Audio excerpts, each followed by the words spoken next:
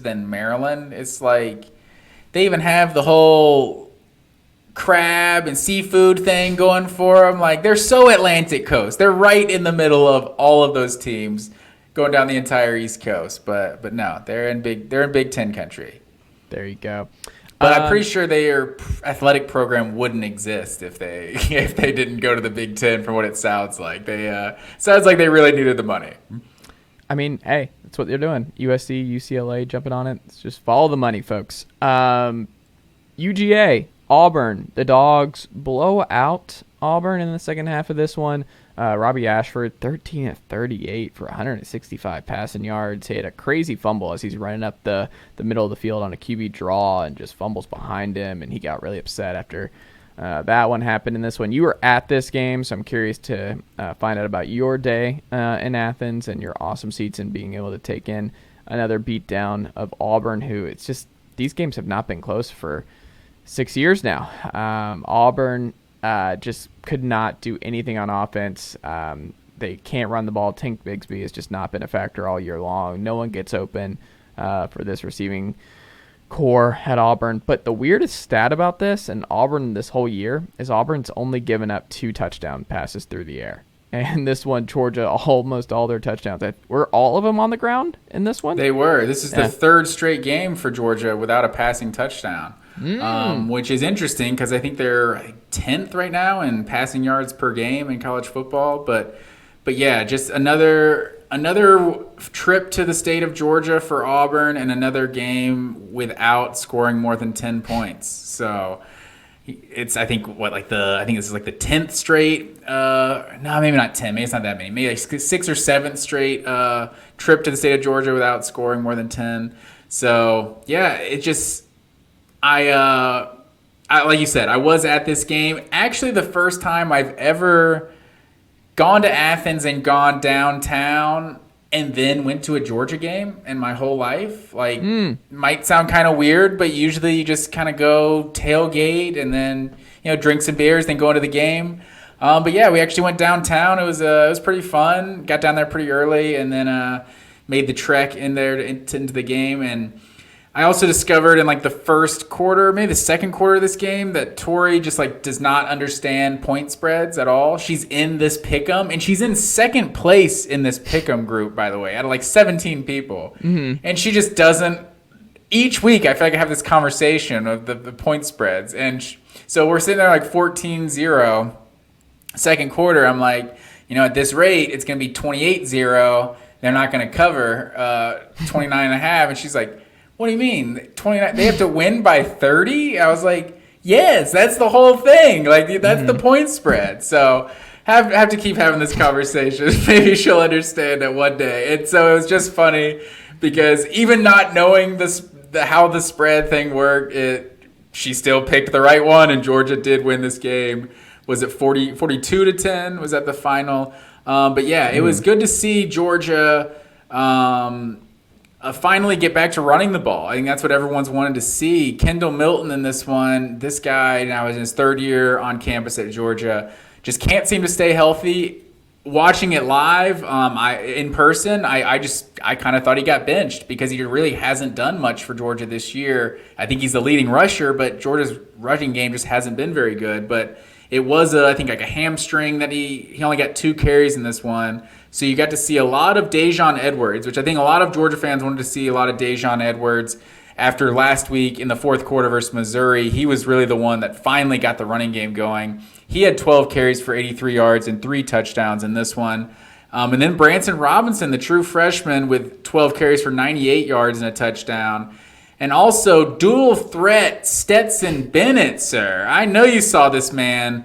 Was a 64-yard touchdown, absolutely moving. Stetson Bennett even had 60-plus yards rushing in this game. So Georgia almost rushed for 300 yards on the ground. And then still efficient through the air. A.D. Mitchell was supposed to be back for this one, so I think he was healthy, but I guess maybe Georgia wanted to save him unless they needed him type of thing. So I'm not even sure he played in this game. But the only thing I will complain about from Georgia's performance is that Brock Bowers just needs to get the ball more. Like you look at a running back in college football or just the best playmaker on the team. Even like you look at Devontae Smith's Heisman year, like you the best player on your team on your offense needs to touch the ball double-digit times every single game. And if Brock Bowers is that, hand him the ball, throw screens to him. Like he had 6 targets in this one, so they obviously were making an effort to get him. And Stetson Bennett overthrew him when he was wide open on what would have been like a 50-yard touchdown when he beat his man deep. So Stetson Bennett did miss a couple of deep throws early in this one, but Bowers ends the game with 2 catches for 36 yards. But like I said, 6 targets. That's simply not enough in my book. Like I think this guy should get double-digit touches. If you can't get him the ball through the air, like just hand the thing to him. He's that good of a playmaker, and I'd like to see Georgia just get Bowers just more involved, especially with the struggles they've had in the red zone recently. Like this game, you did not see those same struggles. They were able to get touchdowns every time they got in the red zone, but yeah, Bowers needs to just being used like a running back, like the teams use their best receiver. Like just go to this guy. He changes this Georgia offense. Well, do you feel better about Georgia than you did the last 2 weeks now? Oh, I think you have to. I mean, you're not going to learn much from Auburn. Like Auburn's not a good team, but that's why you need to destroy them. Like Missouri's not a good team. That's why you need to go on the road and take care of business. So. You definitely feel better about just winning this type of blowout. Georgia's got, I think, Vanderbilt next week before the bye, and then the Florida game. So you wanted to see another you beat Vanderbilt by 49 points. Like that also doesn't mean anything. So you wanted to see another good performance before playing Florida in the cocktail party. But yeah, another fun fact for you. I did some, I don't have the numbers in front of me. Did some data, did some crunching of the numbers, and I discovered that I have never seen the Georgia Bulldogs lose a game in person that wasn't in the cocktail party. So every game I've seen at Kentucky and at Tennessee, I think that was 2010 and 2011, and then every other game I've seen at Sanford Stadium, never seen Georgia lose. But my 2 trips to the cocktail party, the Joe Tereshinski game and the Faton Bauta game, maybe that's the case. I just need to see Georgia with their actual starting quarterback and not a backup quarterback. But yeah, I've seen Florida play 3 times, and I've never seen Florida lose. Seen twice in the cocktail party, and then me and my buddy actually saw Florida South Carolina one year down in the swamp, and I've never seen Florida lose, and the only team I've ever seen Georgia lose to is Florida. Interesting. Okay. So I need to go to more games, I guess. Hey, as someone who goes to a lot of college football games and a lot of just college sports games as a whole, go do it. It's fun. It's a good time. It's a good way to spend some time. Congrats to you, Matt Green, on a big win, and we'll see what happens this week. Who does Georgia have this week? Vanderbilt. Okay, well, okay. And I'm real bummed about the Vanderbilt 3:30 slot or 4 o'clock or 3:30. It's like I think it might be the exact same time as Alabama, Tennessee, but.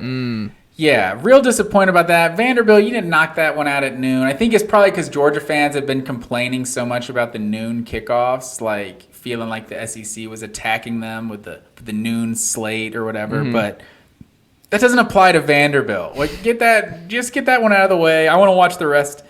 We have a ridiculous slate of college football this week, so I hate that I'm going to have to be going back and forth. I might just have to set up the second TV this weekend. This is the second TV weekend. I think it is because it's like the Georgia Tech week. It's like the second. It's the second TV week because you're like I have to watch my team, but this is not going to be nearly one of the best games going on.